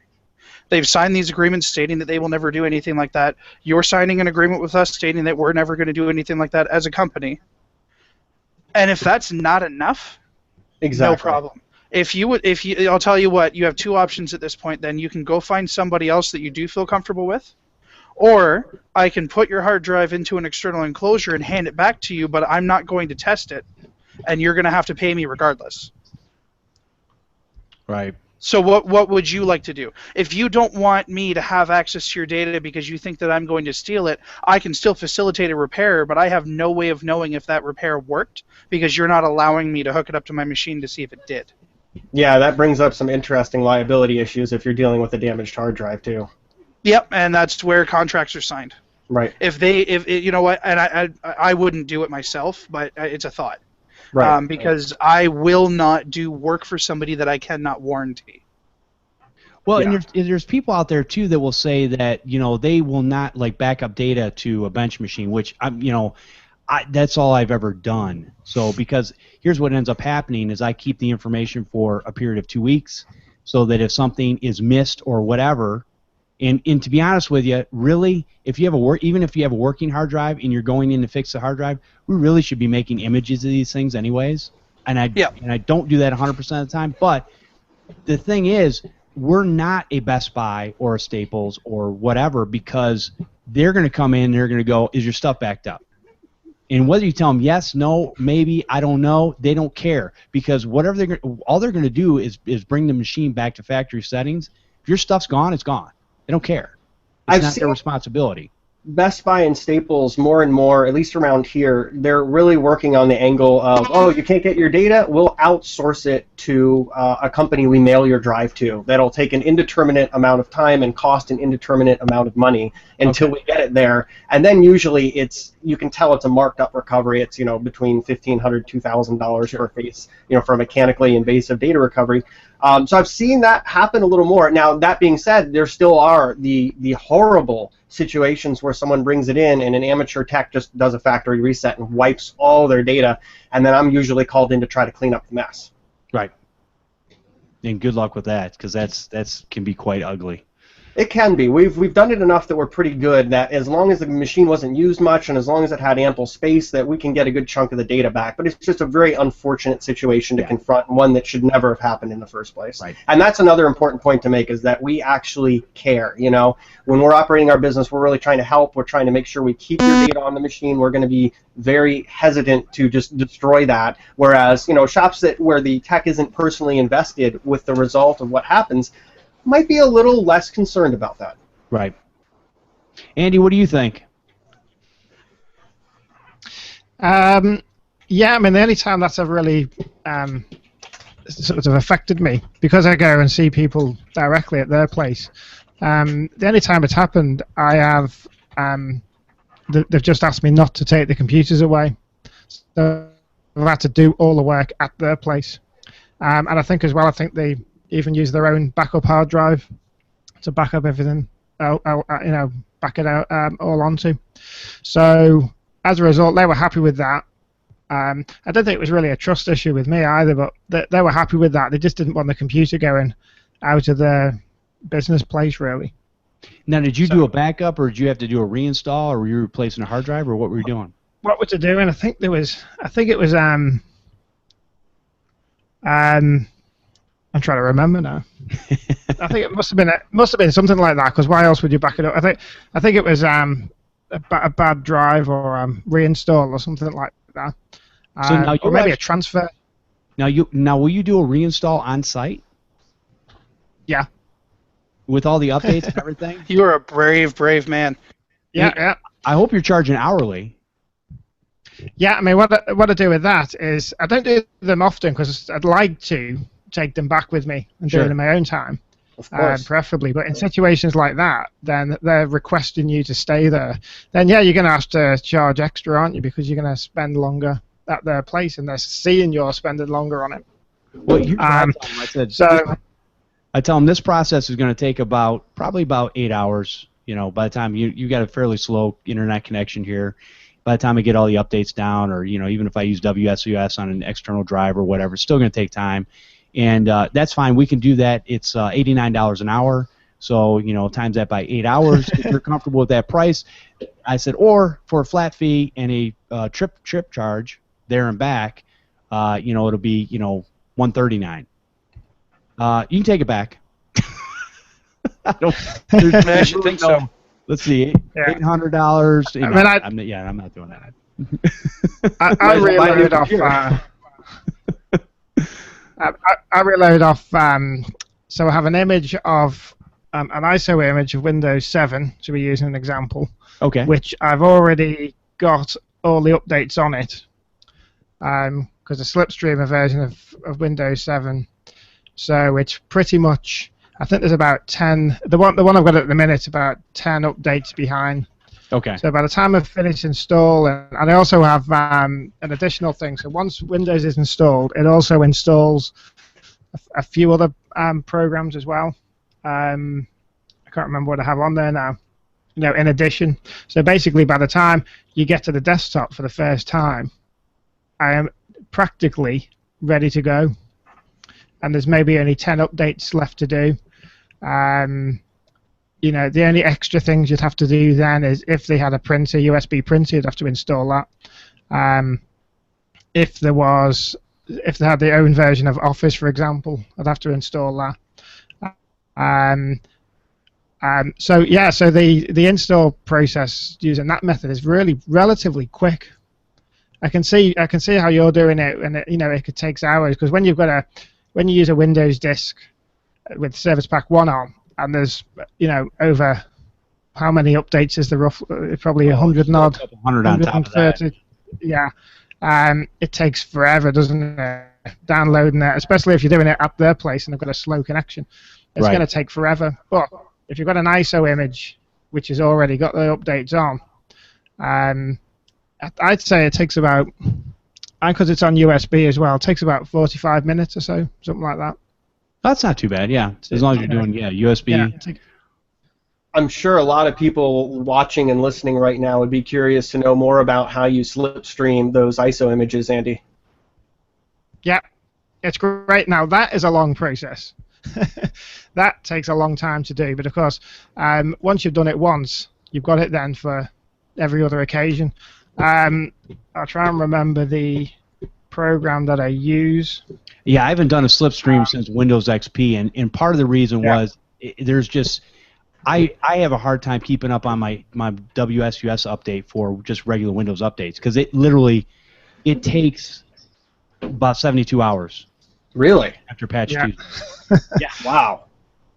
And I don't know why it takes so well. Okay, I know why it takes so long, because I click every bit of it I can, even legacy stuff. So I could probably cut some of that stuff out of there, but you never know. You might need that stuff one day. So just a virtual order. You never know when this is going to come in handy. So with the WSUS, what I tend to do with that, if I'm using that, is I'll put it on a USB 3 flash drive, and usually I can get the whole build done in a couple hours, and the updates, when a client needs updates on their machine, also happens pretty rapidly. But for slipstreaming, what I've usually used is Nlight. Is that the same tool you're using, Andy? All right, I have used that in the past, yeah, Nlight, and there was a Vlight as well, wasn't there, at some point? Yeah. I think that was I've the used both Vista those in one. the past. Yeah. This one is called Win Toolkit, and it allows you to download all the updates, the individual updates themselves, and then the actual process of putting them on. Oh God, I mean that can take. I think that takes about 8 hours, at least 8 hours to slipstream the whole lot of them on, and then you end up with a. Then you have to create an ISO image. After that, it's a long process. I usually do it over the weekend or something because it can take a couple of days to do everything. Once you've got an ISO image with a load of updates already on, and it's just a case of keeping on top of them. I tend to do it probably every couple of months, I suppose, and then just add the updates that are missing from it onto it. Now, do you have to do that? You have to do that per whether it's professional. I can't remember what they called the regular. You got to do each one separately, right? I don't know if you have to, but I do. I don't think you do. I think that. I don't think you do, but I do. Yeah, I don't think. Go ahead. Anytime that I've ever used like a USB tool to put multiple ISOs on there, it will not. I actually have to add each ISO separately for the different versions. It will not take a version where I pulled the ei.cfg file out so that I can have all versions available to me. So that's one of the reasons that I don't really stick with that too much, because I get different ones in here all the time, and I don't know which one I'm going to get. So and you don't want to be that shop where every computer that leaves your shop has Ultimate on it. No. But to be honest, I only have two. I don't do the Ultimate. I just do Home Premium and Pro. There you go. They're the only ones that I do it with, because the other times when it's Ultimate or see, most of the computers with Ultimate I get are all, fake copies. Gotcha. I only know one person with a genuine Ultimate edition, and for those ones which have got Windows 7, what's the other one? Is it called Basic? I can't remember what it's called. Yeah, but I think you're right. There's only two that you're probably going to see, for the most part. Yeah, so that's what I've done. I've had exactly the same problem with the EICFG file. When you take it off, you still only have the one option. So that is why I make a Pro version and I make a Home Premium version. But they do take a long time to do. But they are good to do. Yeah, if you can send me a link for the tool that you use, that'd be great, and I'll add them in the show notes so we can get that information out to people. Because like I said, it's been a long time. Alex, what were you going to say earlier? There are a couple tools out there that I believe will let you make universal editions. I'll see if I can send you some links to those as well. That'd be great. Sure. Because, yeah, the better, I try to, a lot of my tools, I try to have everything available to me, but the reality is I probably really need to cut down to a couple things that are mainstream out there, and it's going to be, now it's either Core or Pro, or, back in Windows 7 and earlier, it was Home Premium and Pro.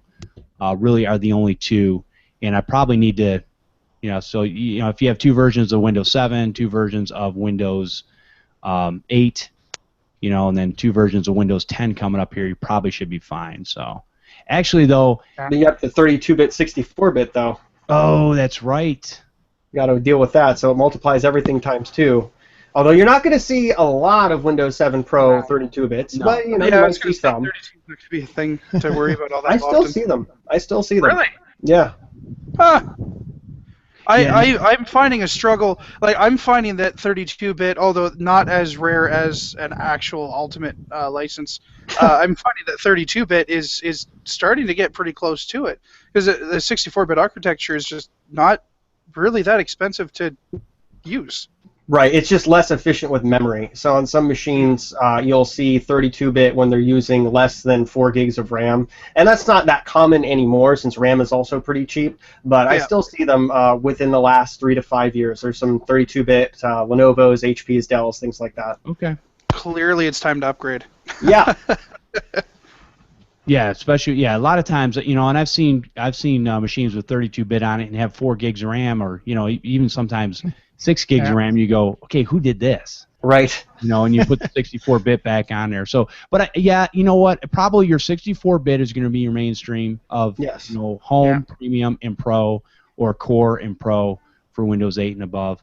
And, if you make at least those 2 ISOs like Andy's doing, I'll definitely give that a shot again, because if I can do that, that'll definitely will save a lot of time. And I think, and Alex, we'll have to talk offline, but we'll have to see how you're doing your WSUS update, and I'll see your configuration and how you're doing it in a couple hours, because literally, it's probably me, but it's not you, it's me. Well, I'll tell you one thing I don't do. I don't check every box. I found that to be counterproductive. I got rid of a lot of the Office updates and things like that, because not every customer needs that all automatically updated. Sure. Yeah, but basically focusing just on Vista 7, 8, and the core updates and Internet Explorer, and then doing that on a USB 3 flash drive, and having that connected in on a USB 3 port on the computer, and also having reasonably fast internet. I might be a little spoiled. I have a 300 meg connection, so that does pull things down kind of fast. Okay, that's a little unfair. I've only got 130 down. I've got 130 down and 20 up, and I was pretty impressed with that, but not anymore. Can't even get that here. Another tip for slipstreaming as well is when I first did this, I was doing it on a standard spinning hard disk. Right. But when you do it on an SSD, then the time is vastly improved. But you have to make sure that you no, yeah, that's right. Yeah. So doing it on SSD is probably about 3 or 4 times quicker than on a standard disk. So first time I did it was on a standard disk. In the last the last year or so, I've had it on an SSD. Big difference. So. Okay. And that makes sense too, because the other thing is, seek times are a lot lower on solid state media. So when you're doing a Windows 7 installation, it's so much faster to do it on a USB disk, especially USB 3 disk, versus a CD or something like that. And then if it's already slipstreamed and it's already on USB and you're installing some of the programs, Andy's method takes it down to just an hour or 2. Versus the standard, hey, let's take out the CD from the retail case, put it in, and basically go through the motions there. That can consume the better part of a day. So every little bit of automation pays off. Yeah, definitely. There's also another little thing that we've been doing, and we've been talking about this on the Admin podcast on the last couple of episodes. Is for when you bring them back, for when I bring them back to my place, is to have an ISO file on a hard drive, on a network NAS drive somewhere, on a gigabit connection, and then use a Pixie boot on the computer that you've brought back to install it from a Pixie boot server over a gigabit network connection as well. I don't know how that would compare speed-wise to using USB 3, but that was another idea that I had, because you could effectively have 1, 2, 3 machines plugged into a local network on your shop or in your house or whatever, and simultaneously install 2, 3, 4, 5, however many machines, all at the same time. So that's another thing that we're looking into, and we're talking about that on the show at the minute over the last few episodes. But I might try and get something set up for that and test it out. Yeah, no, that sounds really good, and I think for a lot of your business environments and stuff, that's probably really good. I've heard that for some reason on like a home network or whatever, it can be slower than putting a USB key directly in if you have access to it, that type of thing. But yeah, definitely in a business environment, that's definitely the way to do it. Because I was actually going to attempt it here at my home, and I was just told that it's to be honest with you, because you have physical access to the machine, it's not worth it. But I'll agree with that. You'll have a lot faster transfer speed going from that 3.0 USB directly into the machine than you would, say, going over the network, just because of the way that it's rating.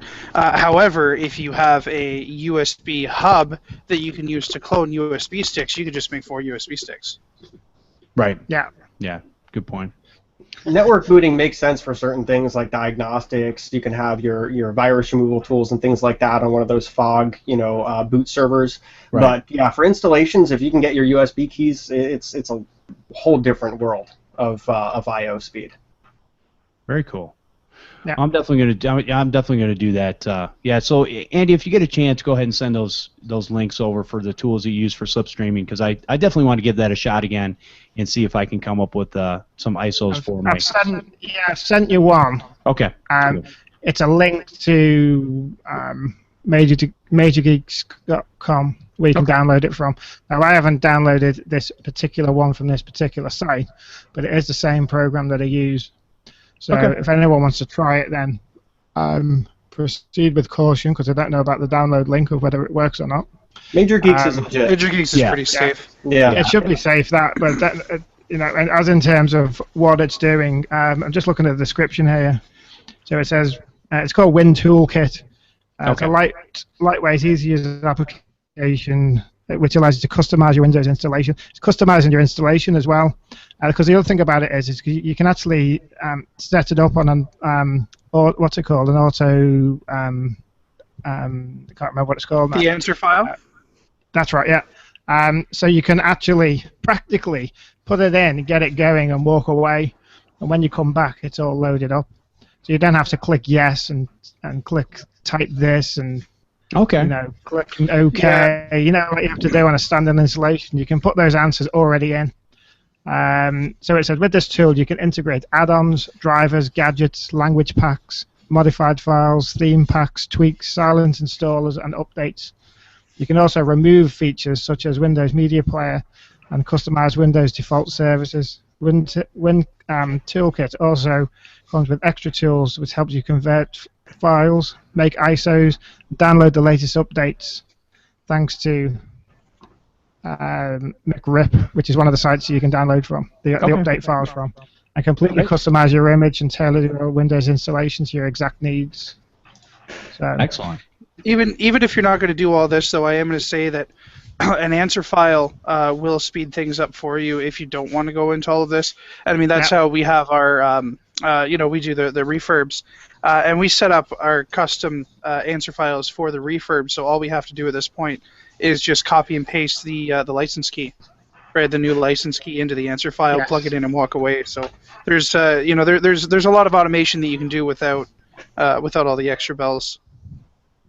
Very cool. Well, I think we have gone we've covered a lot of great information. So I think it's about time that we close off the show. But no, this is great because it's some things that I'm definitely going to look into, and hopefully, like we were talking about automating or streamlining your business. This is definitely something that we can do to make things a little bit better. Because I'm still partial old school and partial automation. So I want to make it a little bit better, and that's why we learn things from each other. So this is great. I'll tell you what, Andy, if people wanted to find you, where's the best place to find you at? Okay, well, you can get it Andy at AdminAdminPodcast.co.uk. Okay. And also, if you want to listen to the podcast, you can go to AdminAdminPodcast.co.uk and find it on iTunes, etc., etc. Awesome. Yeah, they do a great podcast over there talking about more the server administrative type stuff for businesses and different things, right? So there's me, Al, and Jerry that do it now. So we talk all sorts of stuff. Okay. To do with networks, Linux stuff, and a lot of it's what we do on a day-to-day basis.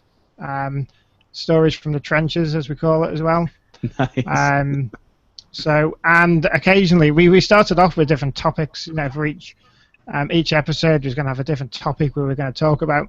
One episode was on DHCP. One episode was on switches, for example. It's kind of diverse a bit now, more into what we're doing on a day-to-day basis and different problems we're coming up across and mail servers and that. Al and Jerry work a lot more on the server side in the day-to-day job, a lot more than I do. So as a result, that's where I learn an awful lot from those two, because they know a lot more about it than I do. Very cool. So yeah, definitely check that out. All right, and Alex, where can people find you at? They can find us on the web at investment.com. It's spelled on screen, but for those on the audio side only, it's envescent.com, or on Twitter at investment, and also our computer repair business is at avcr.us. There we go. Awesome. Well, appreciate you coming out, and also Chris, go ahead and pimp yourself. Sure. Yeah, why not, right? So my name is Chris Carruthers. I own Remote Support Tech Team. We're a white label IT service provider. We help computer repair businesses fix their customers' computers. So you can reach us at 866-568-2813, or you can get us on the web at rstechteam.com. Excellent. Well, I appreciate each and every one of you coming out today and sharing with us. I'm sure that the audience got a lot out of it. So, again, thank you. We do Podnutz Computer Repair Podcast every Sunday at 4 p.m. Eastern over at podnutz.com/live. We would love it if you guys would watch and join in on the conversation by hanging out in the chat room or calling in live. We have on-demand audio and video always available after the fact at podnutz.com and my YouTube channel, Podnutz Live Show for Computer Repair Techs. You can also find me on the Google Plus at Jeffery Halash or Twitter at TechNutPC. And if you're a customer or a computer repair tech and would like to be a guest on Podnutz Daily, where we talk about your business, please email me at podnutzdaily@podnutz.com. You guys can also email questions and feedback to this show at podnutz@podnutz.com. And if you can also leave us a voicemail, which we'll play on the air like we did for Rob, and it's 1-888-697-0162. You guys could do us a favor and leave us a rating and review over on iTunes. That would help more people know about us. You guys can also help support the Podnutz Network. The next time you're shopping at Amazon, go to podnutz.com/Amazon. And I want to thank everyone for listening and subscribing to the show. We'll see you next time on Podnutz, the Computer Repair Podcast. No dancing, Chris? No. Nobody else was dancing. I would have felt weird if it was. You don't want to feel weird? Okay. All right. Yeah, because that's a problem that I have, right? Yes. Well, actually, it was I don't know what it was like trying to get you to come on the show. Whoa! And now you're just now you're the life of the party. Party animal. What, no age jokes? I was waiting for the age joke. No, I only do those when they're appropriate. And right now they're not appropriate. It's not an age-appropriate age joke right now. That's okay. Oh my gosh. Well, Chris, I did get your message earlier, so you're free to leave whenever. I do appreciate you hanging out, and yeah. Awesome. Thanks a lot, Jeff. Your daughter's recital. Yeah, I can't miss that. So. No, you don't want to do that. They're only young ones. Well, yeah, I don't want to miss it. So I will talk to you guys later, and if I don't talk to you beforehand, see you next week. All right, sounds good. See you, Chris. Take care, Chris. See you again. See you. Oh. So Andy, so you guys are going along with your podcast and everything's working out good for you? Learning a lot, I'm sure. Yeah, definitely. Yeah, we've done. In fact, I don't know if he's been watching, but while we're doing this, he just sent me the file through for editing for the audio for it. Okay, cool. So for episode 20, nice, which hasn't come out yet. So it meets the magical number 20. So no, but it's good. It's been going okay. We haven't pod faded. Lots to still talk about. And, absolutely. And of course, with 3 of us doing it, then there's more things to bring to the table. So right. And also, if it hasn't really happened yet, I think I'm the only one who's bowed out of an episode at one point. It was my son's birthday on that particular day, so we didn't do it. But apart from that, then we've been fine, sort of getting together. But we seem to be doing it every 2 weeks at the minute. That seems to be the round number that kind of works for everybody. It's not too frequent and it's not too infrequent, so we found every 2 weeks is about right for us. And then do you do it on the same day, or do you guys just kind of pick a day during that every couple weeks? Yeah, we tend to do it on a Friday night. Oh, okay. Now, it is broadcast on Google Plus now, but we don't really advertise it, so nobody watches it. But we were thinking of advertising that a bit more to see if anyone actually came on and watched it live, but we haven't done that yet. Okay. But the main reason we use Google Plus is because we record it separately, but we record it on Google Plus in case the audio messes up. Yep. So same thing we do then here. have a Google Plus backup. Yeah. So that's the reason we do that.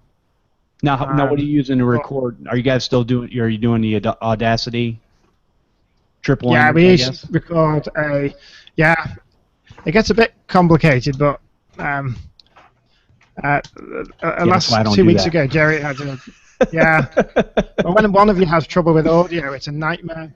But otherwise, it's the best quality, and I don't know if Dor spoke to Alistair about this and how to do it, because we were all bothered about quality and everything, and I think he suggested, well, because there was only 2 of us at the time, if you both record as an OGG file and then mix them together, then you record it locally through your decent microphones, then you should have pretty good quality. Now, I've always been pretty happy with the quality that we've come up with, considering the equipment that we've got. Right. We haven't got recording studios. The mics are just like these kind of things. Yeah.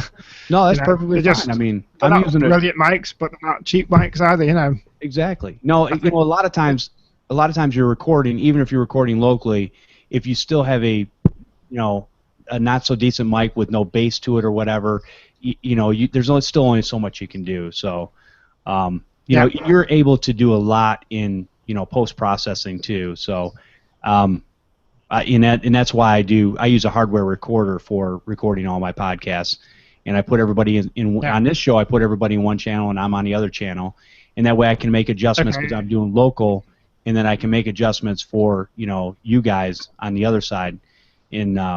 But yeah, same reason we use Google Plus for that backup file, just in case something happens with Google Plus or the Hangout or whatever. So, but yeah, cool. Yeah, we've had to use that once or twice, I think. And so while we were doing the show, I got an email from him. Here's the file. So that's how it goes. You see, we actually recorded that last Friday. So 2 Fridays ago we recorded it. Okay. 10 days ago, roughly, and so that's when it was recorded, and it'll probably release it this week. So we're kind of delayed in that. It's not really date specific what we do, really, but right. How long is it for you? For example, this one now. How long is it for you now to kind of process it and then upload it, ready to go? I edit it tomorrow, and then I load it up Thursday. So. Yeah. Okay. Yep. Yeah, It's not very time specific. No, I mean I could. It doesn't have to be done right now. Once we get done, I could actually start processing it right now and load it up right now if I wanted to. But I kind of leave the YouTube channel sitting for a little bit, so it's out there for a while, and then Thursday, that one comes out because on Monday I put out Podnutz Daily. So now those are pre-recorded, so I take those and I'll basically edit one tomorrow and then put it up immediately. It only takes me about 10 minutes to edit a podcast, so. Anymore, but I've got templates set up, and I use Adobe Audition, so I cheat a lot because Adobe Audition pretty much does everything for me, from noise cancellation to everything else. So I've used Adobe Audition because I do music editing and music recording. Okay, yeah. That's what I've used for doing the music and that. Audition, and I use Audacity for just doing simpler audio stuff. Yep. Yeah. Now it's easy because you just drag and drop the files in. It doesn't corrupt those files at all. Just you can change it, make it into whatever, and then put it out into a WAV file, and then put it out into an MP3. The longest, because I use the automatic what do they call it? The automatic noise cancellation. It takes like 12 to 15 minutes to actually put everything together. I just click a button, walk away, and go do something else, and then when I come back, I turn it into an MP3, and we're done. Well, and I got to tag it and all that kind of stuff. So, yeah, but very cool. Cool deal. So, Alex. Yes. What do you got going? I know you got a new game you're looking at. Yeah, I'm going to play some Fractured Space tonight and see what that's all about. If anyone who's listening is on Steam, you can get it free right now for the free weekend, and if you download it, it remains in your library free afterwards. So that should be pretty interesting. On the podcast topic, I'm actually looking at starting a podcast network in the next month or two, depending on what free time I have. It's not copious at this point, but as things settle down, hopefully a little bit in summer, probably going to be looking at rolling out a podcast network with a couple different topics, some on tech, some on other areas. So that should be fun too. Yeah, always room in this arena. That's for sure. It's fun, yeah. There's just so many people out there, and there's so many different topics to talk about, and there's a lot of viewpoints to examine. So it's really a fascinating area. Yeah, absolutely. Yeah, you never run out of material, that's for sure. No doubt. And actually, on that note, I think automation might deserve its own show. Absolutely. Yeah, we'll definitely put that. I put it in my future show topics list, so all that stuff will be there. And then anybody else out there that wants to send me, show topics, things that you want to hear talked about, or even calling in and saying, hey, what do you guys do about this? Those are the types of things we want as far as, what's going to help you guys out there. Because I can only come up with so many things. The couple subjects I got today were from Alex, and, that's very helpful because, there's always something to talk about. I would have found something, but these, the couple things we talked about, security of your, sensitive data for, customers and what people are doing. Because, different people have different takes on what they do in that situation. And and I've honestly, going back to that now that I think about it, I honestly tell my customers, I said, listen, to be honest with you, if we're talking on the phone and you don't trust me, we really don't need to be working together.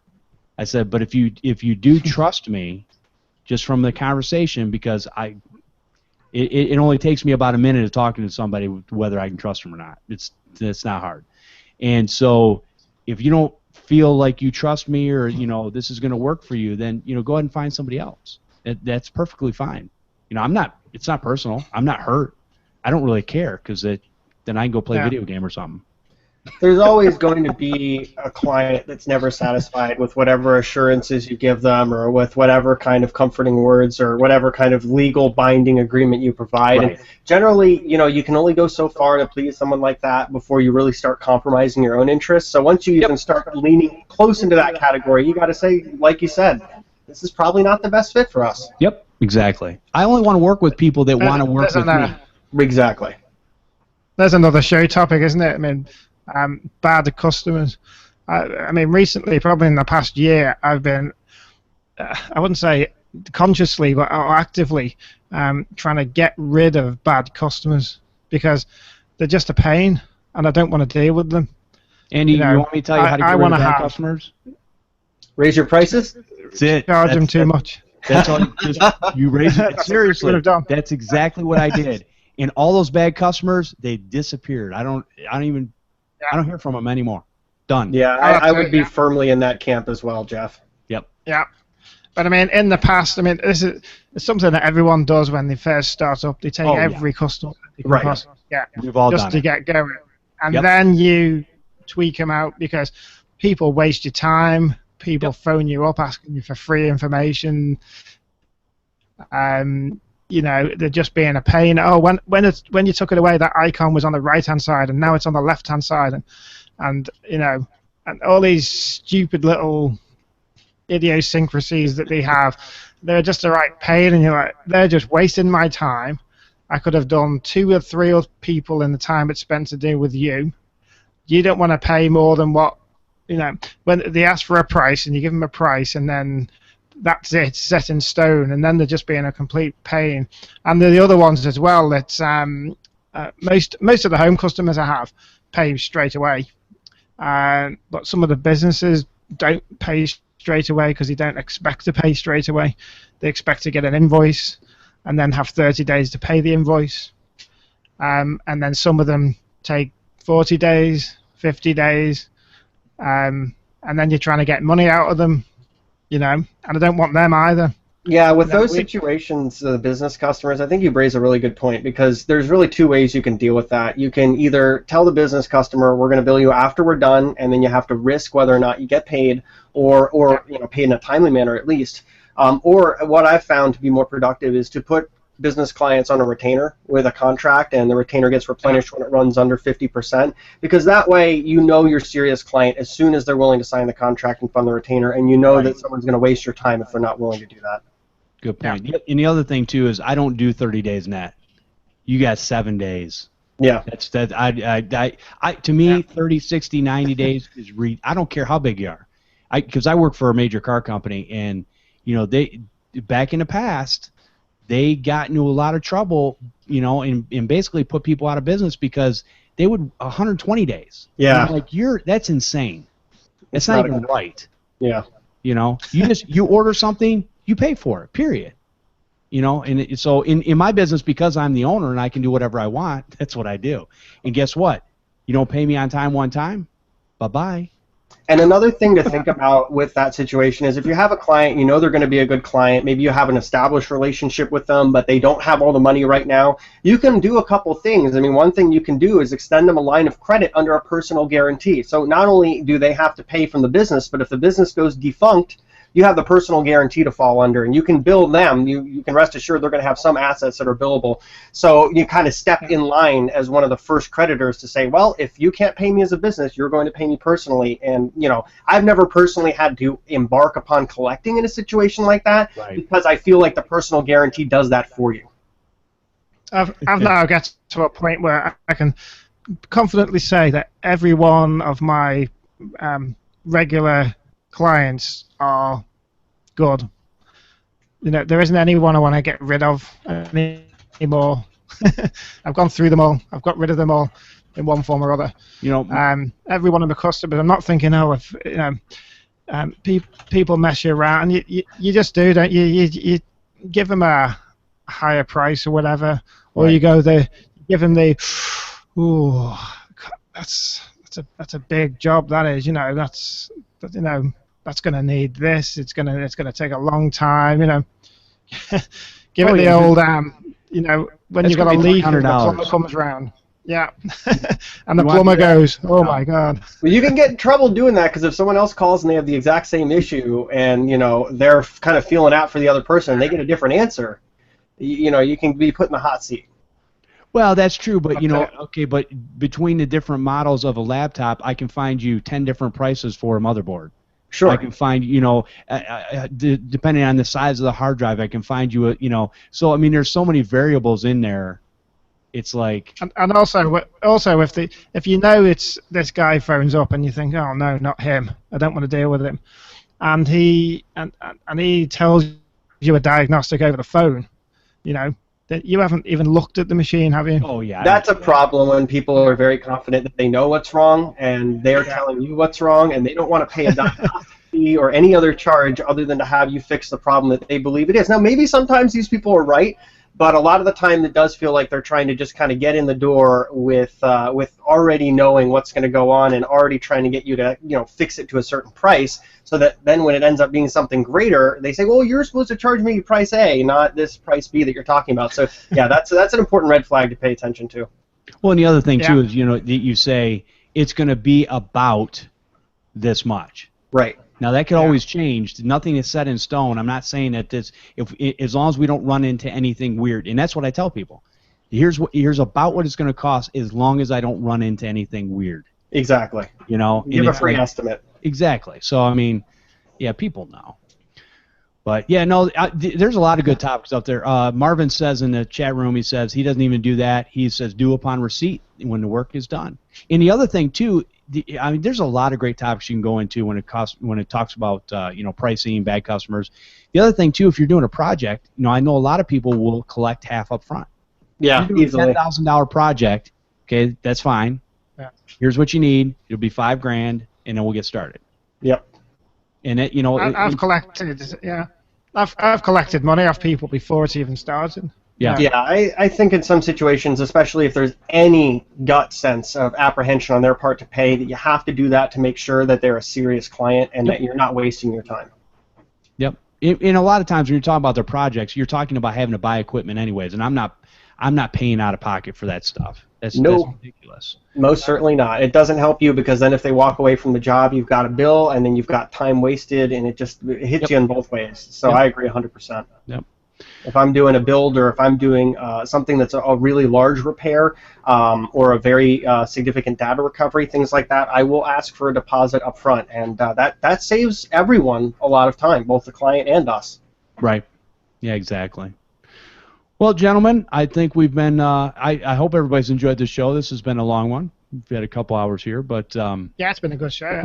So a lot of good information. But yeah, keep the topics coming, because we'll definitely talk about this stuff. Because I love exploring these things and finding out what everybody else's take is on stuff. Because again, I don't have all the answers. I'm learning from others, you know, and hopefully people are learning from the answers that are given on this show. So we'll see you guys next Sunday at 4 p.m. Eastern.